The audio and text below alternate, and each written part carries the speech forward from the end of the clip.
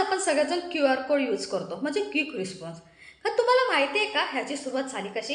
आज मी तुम्हाला सांगते. झालं असं की 1990मध्ये जापानमधली टोयोटो कंपनी आपल्या गाडीचे छोटे छोटे पार्ट्स म्हणजे ते कुठे आहे ते सेव्ह करण्यासाठी त्यासाठी बारकोड वापरत होती. खरं झालं असं त्या बारकोडमध्ये फक्त 20 लाईन.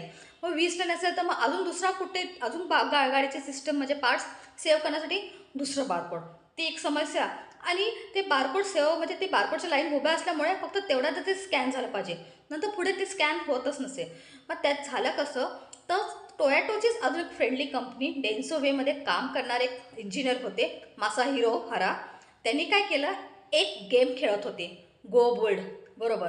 एक गेम खेळता खेळता हा गेम खेळता खेळता त्यांना QR कोडची म्हणजे QR कोडचं ते त्यांना आठवण आली. मग त्यांनी पहिला QR कोड 1994मध्ये केला.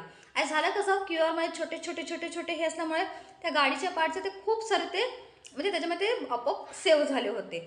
आणि मग नंतर नंतर हळू काय झालं, त्या QR कोडची मागणी आता एवढी झाली की आता प्रत्येक ठिकाणी म्हणजे एअरपोर्टवरती QR कोड आहे, हॉटेलमध्ये जेवण ऑर्डर करताना QR कोड असतो.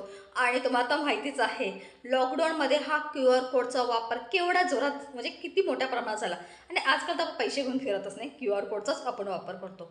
मग कुठे तर एक गेम गो बोर्ड गेमवरनं त्याला ती QR कोडच्या डिझाईनची रचना आठवली. बघा, अशाच वेगळ्या माहितीसाठी चॅनलला लाईक, शेअर आणि सबस्क्राईब